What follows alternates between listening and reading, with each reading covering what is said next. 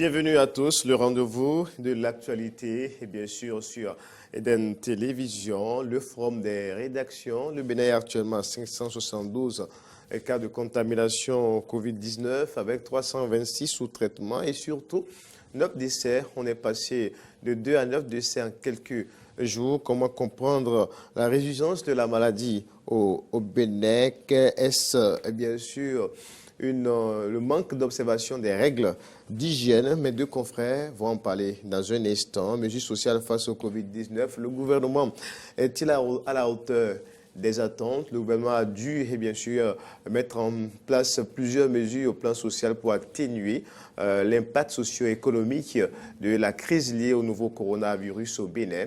Mais est-ce que les attentes des différentes couches sociales ont-elles été comblées par ces mesures prises par le gouvernement? C'est également une interrogation. Ensuite, présidentielle 2021, que dit des polémiques sur la remise en cause du système de parrainage des jeunes de l'opposition au cours d'une sortie médiatique le week-end dernier ont exigé le retrait de la loi sur le parrainage. Cela est possible à cette configuration politique? Ou en tout cas, nous allons essayer de comprendre un peu, et bien sûr, cette polémique-là sur le retrait de la loi sur le parrainage. Voilà donc le menu de cette émission, le rendez-vous de l'actualité autrement sur Eden Télévision.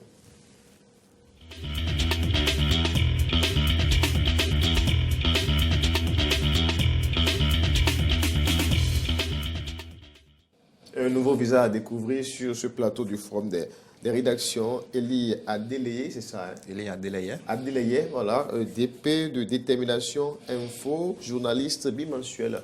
Le Perroquet, chers confrères, bonjour. Bonjour, monsieur Aïssef. Bonjour, monsieur Maurice Lagua. Bonjour, chers amis téléspectateurs. Voilà, donc vous l'avez dit, en face de vous, Arnaud Maurice Lagua, que vous connaissez déjà. Maurice, bonjour. Bonjour, Colin Aïssef. Bonjour à Elie. Bienvenue ici. Merci. Alors, on enclenche avec le tout premier sujet, je l'ai dit, les statistiques. À cette date, 572 cas de contamination au Bénin, 326 sous traitement, 237 guéris et puis 9 décès. On est passé en quelques jours de 2, 3 décès à 9 décès. Je l'ai dit à l'entame de cette émission, un député à l'Assemblée nationale est bien sûr victime de Covid-19 au Bénin. Arnaud Maurice Lagua, comment expliquer cette résurgence de la maladie au Bénin? Voilà, vous l'avez dit, comment expliquer la résurgence de cette maladie au Bénin?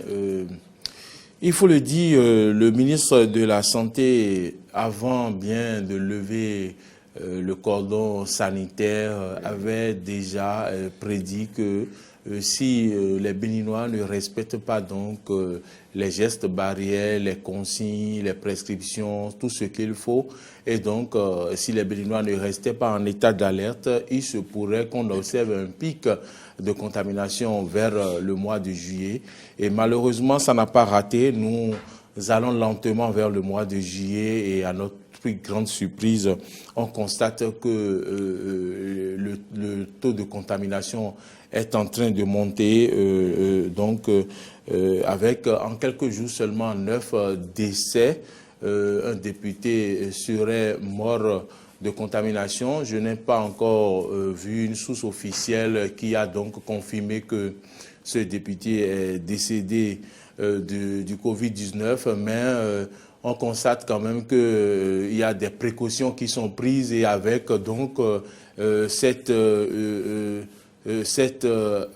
vitesse où on a donc désinfecté l'Assemblée nationale avec des tests effectués au personnel et aux députés. On se dit, il est donc, on a lu dans la presse, donc je pense quand même que cette hypothèse s'en va être vérifiée, donc, et on se demande désormais à quoi s'attendre, parce que est-ce que des députés de l'Assemblée nationale, d'autres députés ne seront pas contaminés? Est-ce que les agents ne sont pas contaminés? Tous ceux-là qui ont été côtoyés, est-ce qu'ils ne sont pas contaminés? Oui, cette résurgence de cette montée de contamination, qu'il vous souvienne qu'avant l'organisation des élections, donc tout a été levé pour que nous puissions aller aux élections. Les connaisseurs savaient que avait déjà dit qu'il est possible qu'on observe une montée de contamination après les élections. Ça n'a pas raté. Et donc, les prescriptions au cours des élections où on devrait se contenter seulement des médias pour faire la campagne électorale n'ont pas été respectées. J'en veux pour preuve Ganvier, où on a vu lors de l'inauguration du siège d'un parti politique, on a vu des gens sans masque, des gens, une foule, voilà, sur les images, au nord, foule en rangée, où les gens n'ont pas respecté du tout les mesures barrières, rien du tout. Aujourd'hui, c'est normal que on observe donc cette montée du taux de contamination qui chaque jour grimpe. D'hier à aujourd'hui, on nous parle de 40 contaminations encore, et vraiment, ça fait froid dans le dos.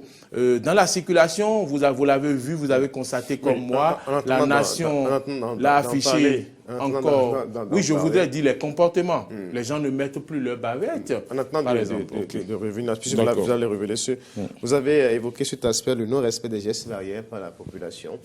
Mais est-ce que cela était, Adélaïde, c'est ça, hein? Est-ce que cela était le seul facteur, hein? Parce qu'on a vu quand même que c'était un risque d'avoir, de vouloir organiser les élections dans ce contexte tendu. On a vu dans plusieurs pays que les élections ont finalement été reportées. En France, par exemple, c'est le 28 ou le 26 prochain qu'aura lieu le second tour des élections municipales. On a pris ce risque. La société civile, en son temps, a bien sûr l'a évoqué et a laissé a évoqué ses inquiétudes par rapport à une certaine résurgence de la maladie juste après les élections. On a déjà vu que lors de la campagne électorale, une semaine après la campagne électorale, le taux de contamination a grimpé. Est-ce aujourd'hui simplement le non-respect ou le fait de vouloir coûte que coûte respecter ces rendez-vous électoraux plutôt, qui nous ont conduits à cette situation? Merci, M. Aïssé. Vraiment, c'est déplorable ce que nous observons. Pourquoi le coronavirus aujourd'hui, vraiment, je ne sais quoi dire face à ce mal. Cette pandémie qui ne fait que faire de ravages sur toute la planète Terre. Mais face à cette pandémie, le gouvernement a fait l'option d'aller aux élections, ce qui a conditionné la levée des mesures sanitaires. Mais face à cette levée des mesures sanitaires, pour moi, le gouvernement se voit déjà au sommet de la maîtrise de la pandémie. C'est ça qui a engendré tout ce que nous voyons. Aujourd'hui, le cas de contamination ne fait que monter. Aujourd'hui, nous sommes déjà à 9. À quel taux serons-nous demain? Qui sait? Personne. À qui le taux? Personne ne sait. Alors, ce relâchement observé à tous les niveaux, ça c'est à tous les niveaux, que ce soit gouverner, nous avons tous relâché. Il va falloir que chacun s'y prenne pour que face à cette pandémie qui ne fait que dicter sa loi, nous puissions tourner cette page, histoire de revenir encore à la norme, si cela était possible.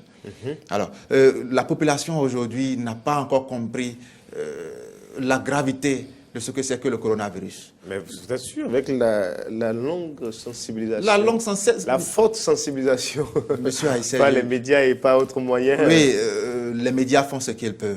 La population n'a pas encore compris le vrai sens de cette communication. La communication, elle est faite, j'apprécie même, je passe par ce canal pour dire mes félicitations au monde de la presse béninoise. Cette presse qui ne fait que... qui prend des risques pendant cette période aussi. Exactement. Elle prend des risques matin, midi et soir. Nous sommes à l'œuvre. Nous côtoyons même. Normalement, les systèmes ou les décisions de dépistage massif doivent aller également à l'endroit de cette corporation. Voilà. Nous allons y revenir tout à l'heure dans ce débat. J'en venais. Parce que nous prenons autant de risques pour couvrir le Covid-19. Voilà, face à cette pandémie, aujourd'hui, c'est vrai, les mesures sanitaires ont été levées pour raison des élections. Moi, je crois qu'on ne devait pas y en arriver. Automatiquement après les élections, parce qu'on tenait y aller. Automatiquement après les élections, on devait coûte que coûte reposer les mesures sanitaires. On devait passer à la refermeture.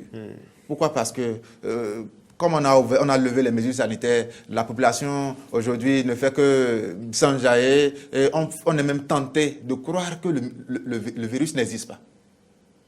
C'est tout ça. Donc ça fait oublier, les gestes ou bien les risques. Alors, donc c'est sur ça que vous étiez en train d'insister tout à l'heure à Nomori. Exactement. Nous avons perdu de vue que nous avons en majorité une population, j'allais dire, analphabète.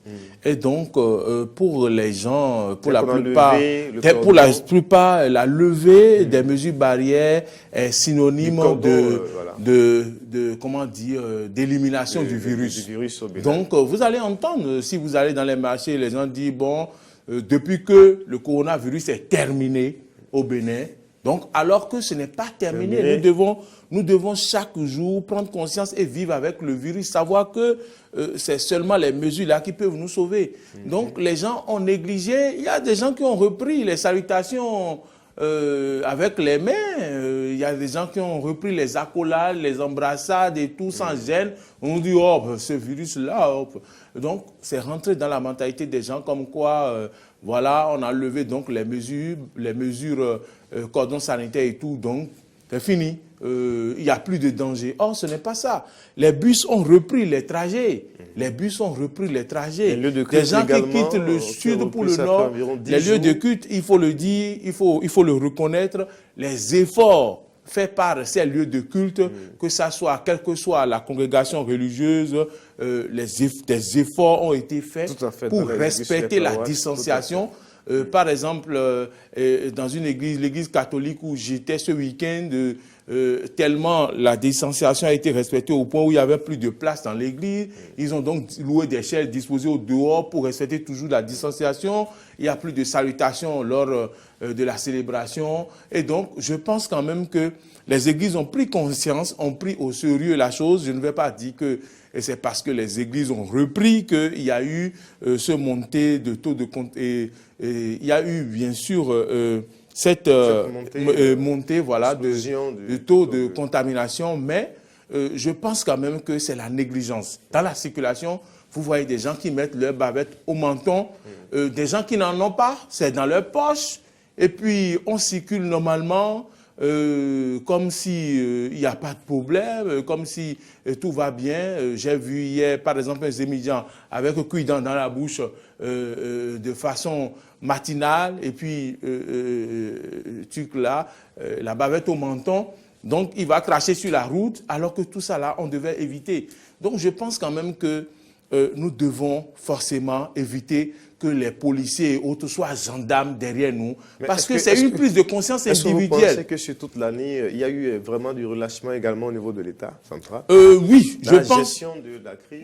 Oui, je pense qu'il y a eu également un peu avec les préoccupations pendant la période électorale, on a dit tellement... électorales, pendant la période électorale, d'autres préoccupations. Vous avez vu tel qu'il y avait marquage à la culotte de la part du gouvernement avec les sorties médiatiques pour sensibiliser, appeler les gens qui ne respectaient pas les interdits pendant la campagne. Maintenant, il n'y a pas une note officielle rappelant ces politiciens à l'ordre en ce moment. Voilà, donc il n'y a pas une note officielle pour rappeler les gens à l'ordre, pour même sanctionner. S'il y avait au moins eu une sanction envers un parti politique qui a donc rassemblé des gens sans protection, les gens auraient pu se ressaisir, ça n'a pas été le cas. Et donc, les conférences de presse aussi, on en voit plus souvent. On nous annonce les taux de contamination par le biais du site du gouvernement. Bon, ce n'est pas les conférences de presse qui vont changer quelque chose, mais il va falloir rapidement que le gouvernement reprenne le taureau par les cornes et pourquoi pas réfléchisse encore rapidement à comment faire pour cerner la situation. Parce que nous n'avons pas ce que vous appelez aspirateur. C'est pas aspirateur. respirateurs. Nous n'en avons pas. J'ai écouté l'audio d'un chef, d'un maire élu nouvellement à Djougou, que je ne voudrais pas nommer, qui sensibilisait les gens, qui disaient que il y a eu saturation du nombre de contaminations de malades, j'allais dire, à l'hôpital réservé à ce cas-là, à Alada, et que donc il va falloir que les gens fassent attention, il n'y a pas suffisamment de respirateurs. Comment donc gérer ces crises-là? Je pense quand même que c'est maintenant que nous avons le dos au mur et c'est maintenant que le plus dur commence pour nous. Et donc il va falloir que le gouvernement, s'il faille reprendre encore, remettre en place encore des cordons et revoir encore la situation, il faut le faire parce que je crois que les gens ont été suffisamment négligents, ils ont été suffisamment, je ne sais pas, débonnés sur le bord où aujourd'hui, ben, on va en payer les frais. Alors, vous avez relevé également cet aspect assez important, hein.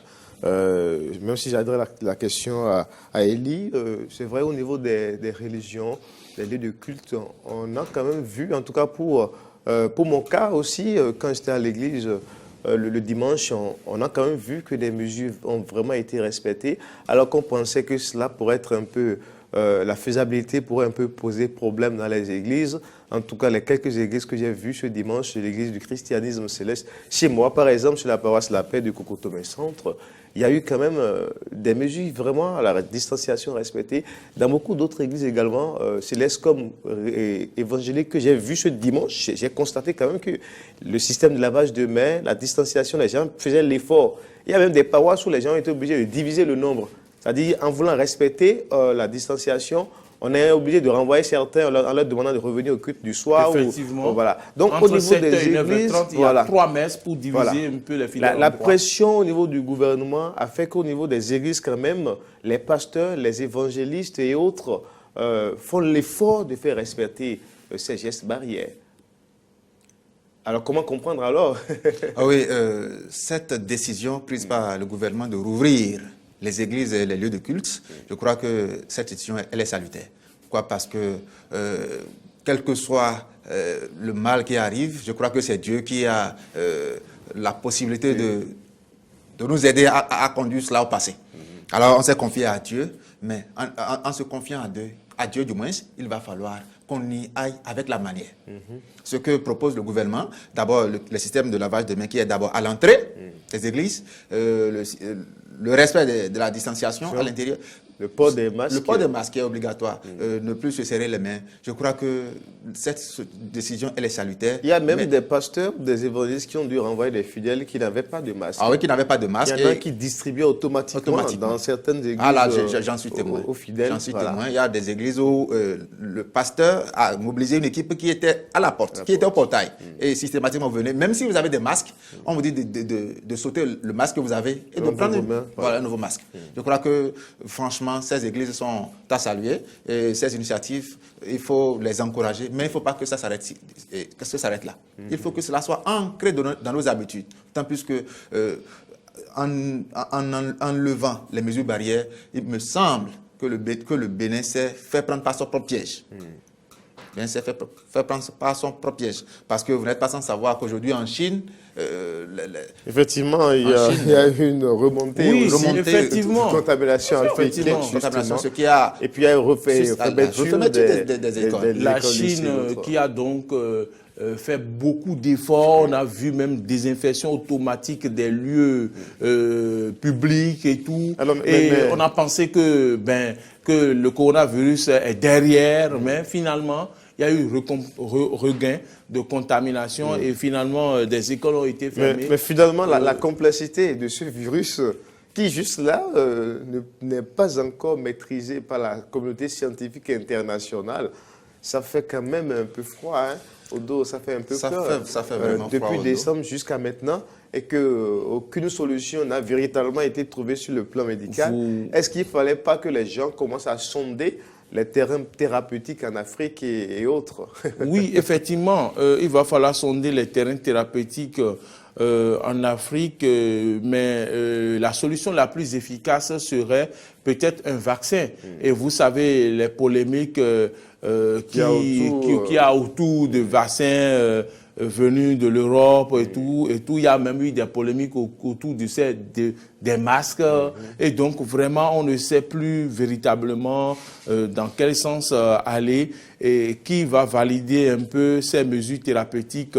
En Afrique, on se pose des questions. Madagascar, avec des efforts, a donc utilisé l'artémisia mélangée à d'autres choses. Et donc, finalement, on se demande quel bout saisir pour pouvoir atteindre l'objectif de lutte efficace contre ce virus. Mais le plus important, c'est de l'éradiquer, de pouvoir y faire face. Et moi, je pense que la solution, c'est le vaccin. Et la solution, c'est le vaccin. Je ne parle pas du vaccin polémiqué, mais véritablement un vaccin qui pourra à s'entendre, justement. Pourquoi la communauté internationale n'est pas à s'entendre, justement? Parce que juste là, on constate quand même que ce soit le respect des mesures barrières et tout ce qui est déployé pour contrer la maladie, ça manque d'efficacité dans presque tous les pays.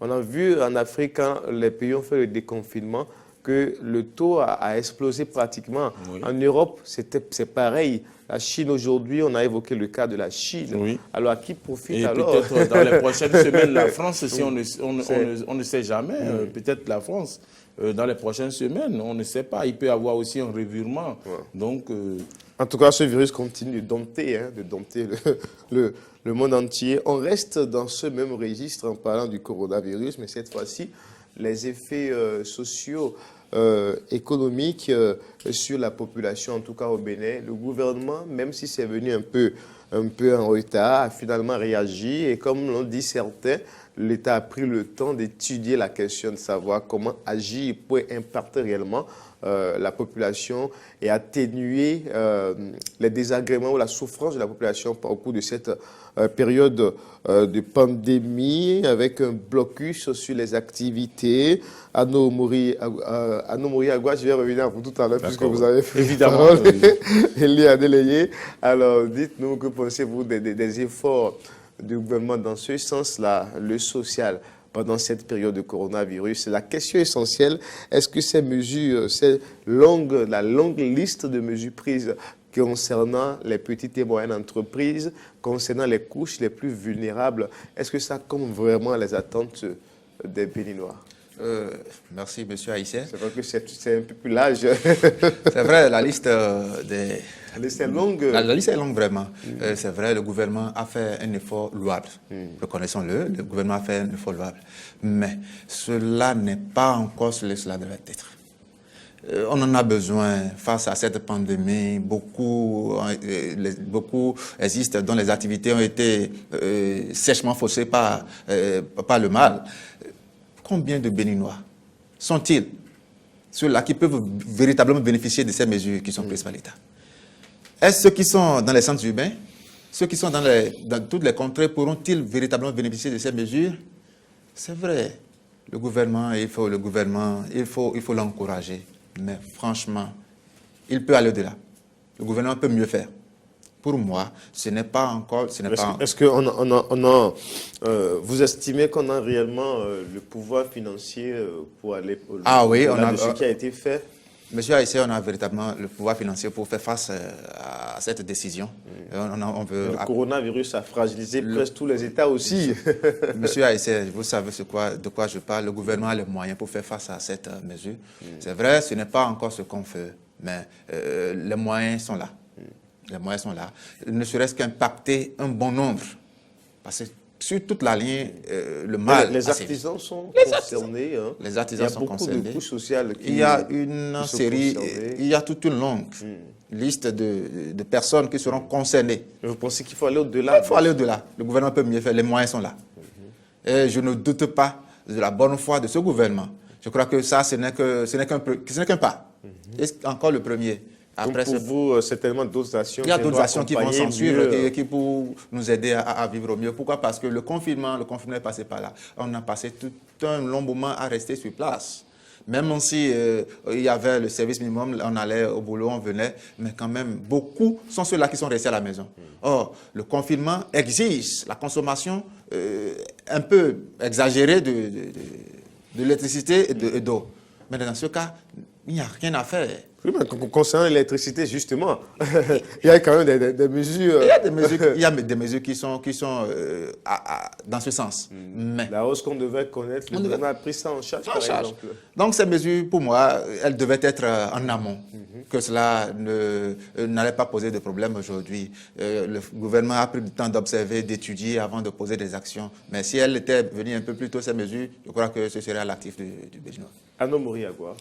Je voudrais d'abord, d'entrée de jeu, saluer le courage du gouvernement, courage donc à avancer vers la prise de ces mesures sociales d'atténuation face au Covid-19.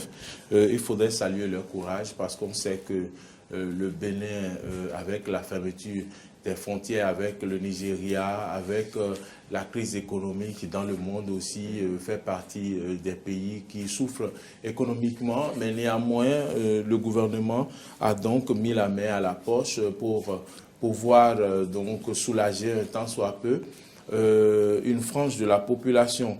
Et il faut également remercier ceux-là qui aident le gouvernement à travers des dons en nature ou en espèces, tout ce que vous savez, des organismes, des ONG, même des individus qui donnent de l'argent, qui ont donné de l'argent et qui continuent d'ailleurs de le faire dans le cadre de cette crise pour soulager le gouvernement. Mais est-ce que la question c'est est-ce que le gouvernement, est-ce que combler les attentes, le gouvernement a comblé les attentes? Sur cette question-là, je n'irai pas par le dos de la cuillère. C'est non. C'est non. Est-ce que c'est pas relatif? C'est non, puisque j'irai cas par cas.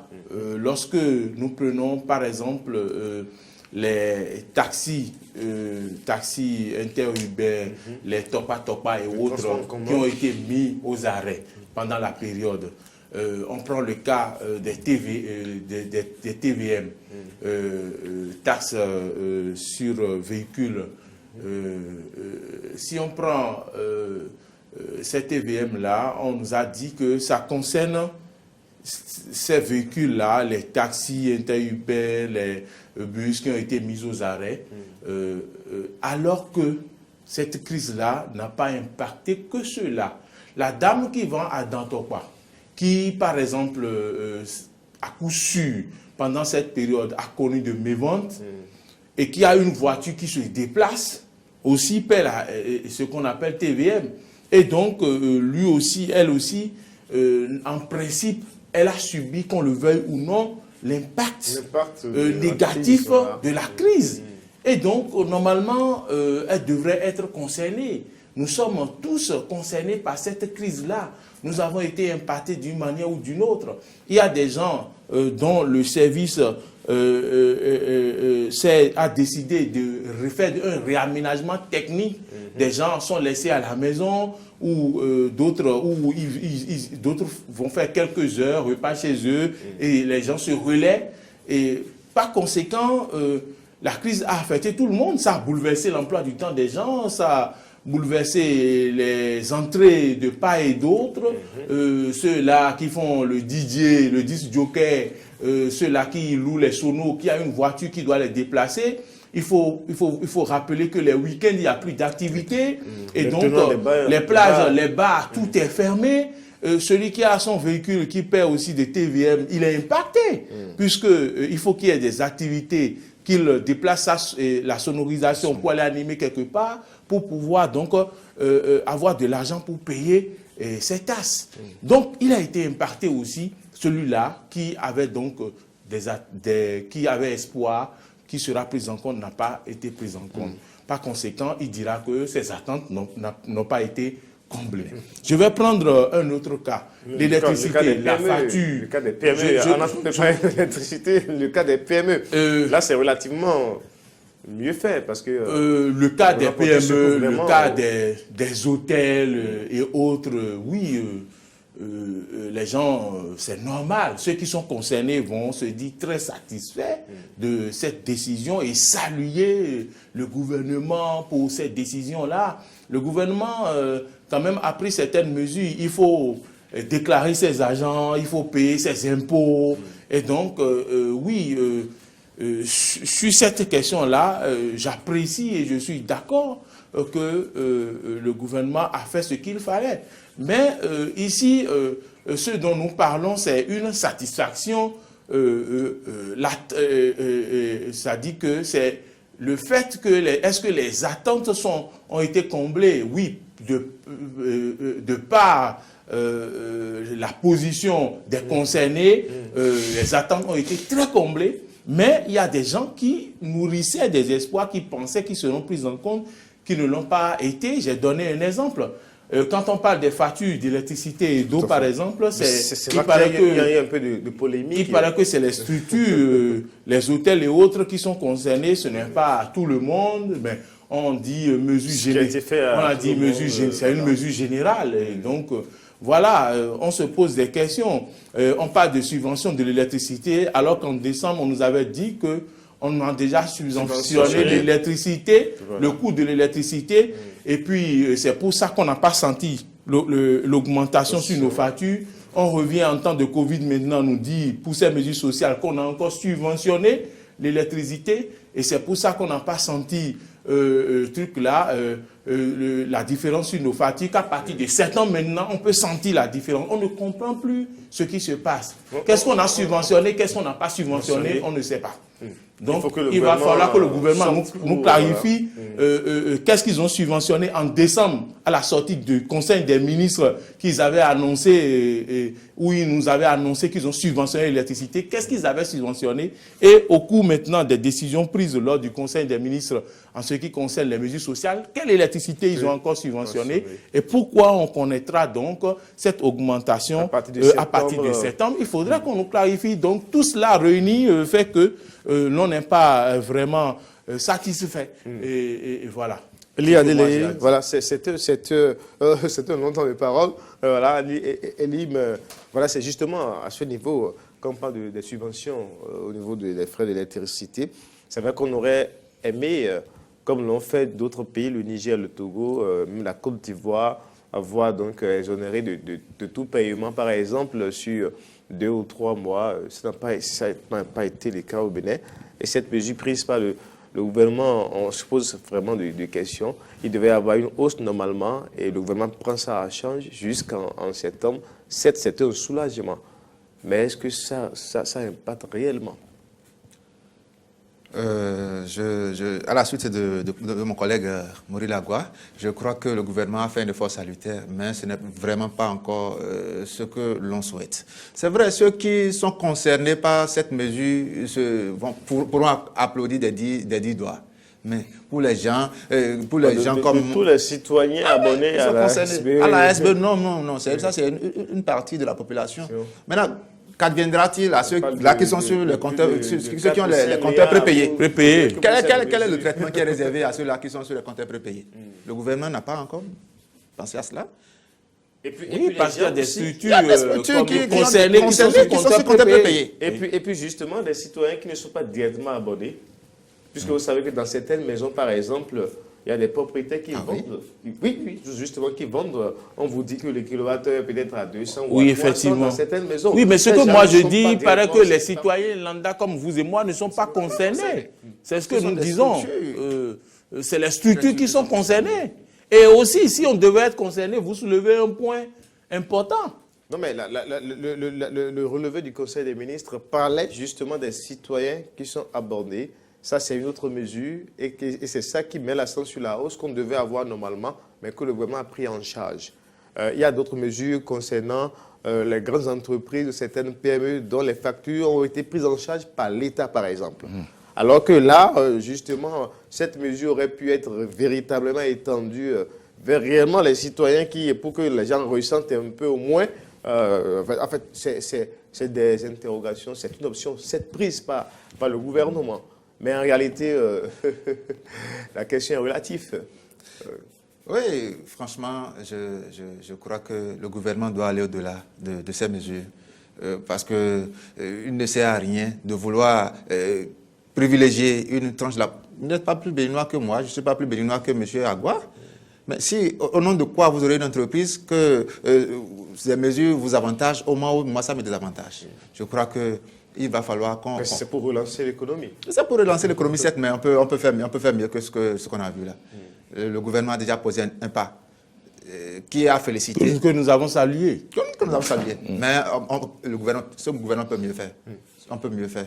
Mais est-ce que vu l'évolution de la maladie au Bénin, à Nomori, Agua, est-ce qu'on ne craint peut-être pas tomber dans d'autres confinements ou remettre en place le cordon sanitaire? Oui, pourquoi pas? Pourquoi pas? Si c'est ça qui doit régler le problème, moi je pense qu'il faut y aller.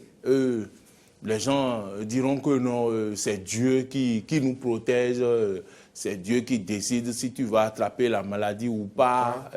Devons-nous laisser les choses aller ainsi dans les mains de Dieu sans prendre aucune disposition?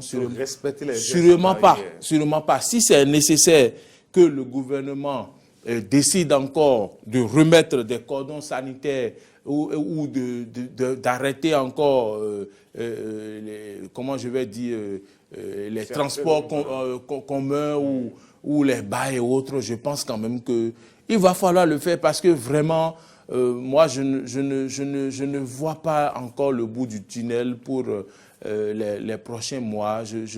Je pense qu'on ne doit pas laisser les choses évoluer ainsi et dire oui, c'est Dieu qui va régler. Moi, je ne sais pas. Oui, il faut vivre avec la maladie. Certains le disent, on est contraint à vivre avec le Covid-19, mais à condition qu'on respecte les mesures, qu'on sente une prise de conscience. Mais s'il n'y a pas cette prise de conscience-là, le gouvernement est obligé encore de prendre des mesures, des dispositions pour qu'on reparte à la case départ encore pour freiner cette montée du taux exponentiel du nombre de contaminés. Certains citoyens, on a le masque, mais on dépose ça au niveau du menton. Ce matin, on a quand même vu une faute descente de la police républicaine, en tout cas au niveau des grands carrefours de Cotonou. Je l'ai constaté en venant en circulation. Donc, il faut insister encore sur le respect des gestes barrières. Merci, M. Haïtien. Je crois que cette décision de réprimer, je crois qu'elle serait la bienvenue. Il faut qu'on passe le cap de sensibilisation. On a trop sensibilisé. Le Béninois reste toujours Béninois. Tant qu'il n'aura pas la répression, il ne va pas céder. Un peu têtu. Ah oui, le Béninois est un peu têtu. Un peu têtu. Il faut qu'on y mette dans notre conscience que le mal, nous vivons avec. Et que nous devons tout faire pour conjuguer ça au passé. Alors, si c'est défini que nous devons conjuguer le mal au passé, alors qu'est-ce que cela nous coûte de placer simplement une notre responsabilité individuelle. Individuelle, une prise de conscience à tous les niveaux. Parce que vous n'êtes pas à savoir, on est sorti fraîchement des élections où l'installation des chefs d'arrondissement ne fait que continuer. Là, c'est encore une porte ouverte. Parlant de l'installation des chefs d'arrondissement, combien de chefs d'arrondissement on a vu avec un masque au point et tout. Il y a des gens qui se sont laissés sans masque, sans protection. Même à quelques kilomètres de Cotonou, une zone dont j'étais le nom, où on a procédé à l'installation. Mais après ça, les nouveaux chefs d'arrondissement ont décidé d'un bain de foule. Et ils se sont targués. Ils ont oublié le Covid-19. Ils se sont serrés les mains. Il y a des accolades par ici, mais même le chef d'arrondissement n'a même pas mis son masque. Voilà, c'est ça. Il faut discipliner les hommes politiques. La répression, je crois que ça doit commencer la police doit continuer ce travail salvateur qu'elle a commencé par faire. Il faut commencer par arrêter quand même et trouver quand même une loi pour régler ces cas. Parce que là, les gens ne prendront vraiment pas conscience de la situation. Corée Haïtien, je m'en voudrais de ne pas placer un mot par rapport à l'indiscipline qu'on observe au quotidien dans la ville. Ça fait déjà depuis 2013 que l'instauration systématique des casques ont été imposés aux Béninois. Et le port de casque a été imposé aux Béninois, j'allais dire, avec la circulation dans le couloir, on appelle piste cyclable. Vous avez vu, 7 ans après, il y a des gens qui ne respectent pas scrupuleusement ces prescriptions, des gens qui continuent à l'approche des carrefours, de mettre leur casque et après, juste après avoir traversé, on l'enlève. Vous voyez des casques qui tombent des motos en pleine circulation parce qu'ils l'ont mis entre leurs jambes et qui créent des accidents. Et maintenant, si ces gens-là, on leur demande de mettre leur masque, qu'adviendrait-il s'ils ne peuvent pas respecter le port du casque? Donc je pense quand même qu'il faut réprimer avec la dernière rigueur, c'est-à-dire c'est sans pitié avec la dernière rigueur. Moi, c'est ce que je pense. Et puis il faut aussi faire des plaidoiries pour nous, hommes des médias. Nous qui prenons beaucoup de risques pour sortir, pour couvrir les manifestations. Oui. Certes, je sais que dans notre maison, des dispositions sont prises, et dans les maisons de presse également, des dispositions sont prises. Mais pourquoi ne pas aller aussi à un cas de dépistage massif au niveau de notre corporation pour mieux comprendre ce qui se passe également dans notre corporation? Vous venez de soulever une Nous question sommes plus très exposés. importante. Pourquoi pas? Certainement que des journalistes ont eu à interroger si le député était mort de contamination, a eu à l'interroger pendant la période électorale s'il était déjà contaminé. Et je pense aussi que le gouvernement doit penser maintenant aux journalistes avec des primes de risque extrêmes que nous prenons en temps de Covid en allant couvrir donc les sous-fêtiens font quoi justement pour nous aider en ces périodes de Covid? On le dit, en entendant de revenir là-dessus. Je crois que c'est une préoccupation très importante. Pourquoi? Parce que nous prenons assez de risques. Voulant aller pour des interviews, des sondages, des enquêtes, c'est trop risqué. C'est vrai que c'est un peu plus protégé quand on est en studio parce qu'on a pris les mesures, voilà, tout ça. Mais quand vous sortez une fois, c'est surtout sur des éléments comme les micro-trottoirs aussi, vous avez certes votre masque, mais il y a toujours que nous demandons en tout cas à nos structures fertières, au gouvernement, de faire un clin d'œil également aux hommes des médias. Puisque au niveau des agents de santé, au niveau des agents des forces de sécurité et autres, il y a eu quand même les anciens et autres. Au moins, on a pu faire des dépistages pour comprendre un peu ce qui se passe dans ce secteur-là. Mais au niveau des journalistes, il ne faut pas attendre que les journalistes commencent à mourir. Dieu fera. Voilà. Alors, oui, Elie, vous avez... Ah non, je voulais aussi aborder ce point. Je dis, c'est quoi? Pour certaines rédactions, le problème ne se pose pas trop. Mais pour de jeunes rédactions, comme telle Détermination Info, pour ne pas nous nommer, où nous n'avons pas encore des moyens capables de nous aider à faire véritablement face à la pandémie. Pour des lieux de reportage où il faut se remorquer sur les motos. Or, on sait à peu près la mesure sociale voudrait quoi? Une distanciation de mètres. Mais sur une moto, comment voulez-vous qu'on Donc, il faut que... Alors, c'était une parenthèse. Dans les autres pays, les émissions sont faites en ligne, on fait les interviews avec quelqu'un en ligne et tout. Ici, on a fait quoi en ligne? On a pu quoi faire en ligne? Quelle connexion avons-nous? De France 2, par exemple, qui ont fait le journal depuis leur maison. Vous voyez, ça, c'est génial. On n'a pas atteint ce niveau en technologie. Qui ont fait le journal depuis la maison, avec tout ce lancement depuis la maison. Parce que le risque était dans le sens de la connexion et tout, mais ça ne prend pas encore. Alors, merci Mori Anoagwa de Eden Télévision Diaspora FM. Merci Elie Adeleye, c'est ça, de Détermination Info. Le tout dernier sujet rapidement avant de boucler. On parle maintenant politique. Vous avez suivi l'actualité ce week-end dernier avec les jeunes de l'opposition qui exigent le retrait de la loi sur le parrainage. Anno Mori Anoagwa. Vraiment, c'est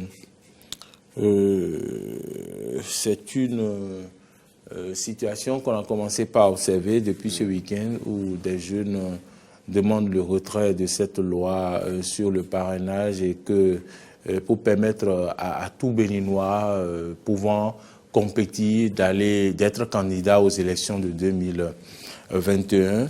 C'est dire que ces jeunes-là voient donc cette loi comme un blocage pour les candidats parce que ne sera pas parrainé qui veut.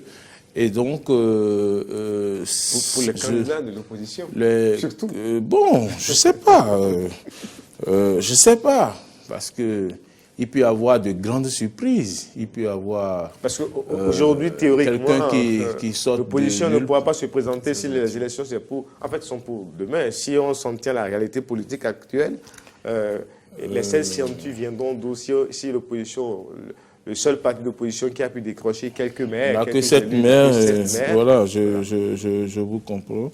Mais je pense quand même que cette loi, elle est inscrite dans notre Constitution. Et donc, ce n'est pas si facile que de dire de retirer cette loi. Il va falloir encore une révision de la Constitution. Ça demande beaucoup. Et donc, je pense quand même que c'est peut-être un rêve qui ne sera pas réalisé. Hein. Ça ne sera pas réalisé. Est-ce que ces jeunes n'ont pas peut-être espoir, puisqu'on a pu modifier rapidement le code électoral en quelques heures? C'est le code électoral. Est-ce que ce n'est peut-être pas ça qui a fait que ces gens peuvent avoir l'espoir de qu'on puisse quand même... C'est le code électoral, mais ici, il s'agit de la Constitution. Et ce n'est pas... c'est pas aussi facile comme on l'imagine. Bon, peut-être que la magie est encore du côté du gouvernement, on ne sait jamais, mais je ne vois pas l'intérêt aujourd'hui qu'auraient ceux-là qui sont au pouvoir à accepter cette doléance des jeunes. Je ne vois pas. Je ne vois pas. Quel est leur intérêt à modifier cette loi? Est-ce que ça les arrange? Mais je pense que c'est un rêve qui ne sera pas réalisé. Donc finalement, le système actuel arrange le gouvernement en place. Oui, mais c'est pas le gouvernement qui a décidé. C'est les députés à l'Assemblée qui ont décidé, qui ont révisé, qui ont voté. Donc voilà. C'est vrai, vous avez raison, hein, c'est les députés à l'Assemblée. C'est pas le gouvernement en place qui est allé à l'Assemblée voter. Le gouvernement, mais c'est la même classe politique. Même classe ou pas, ce n'est pas le gouvernement qui est allé s'asseoir à l'Assemblée pour voter. Donc, que les jeunes aillent voir les députés qui ont voté cette loi et fassent leur doléance envers eux. Et sinon, que moi, je ne vois... Il n'y a pas d'espoir.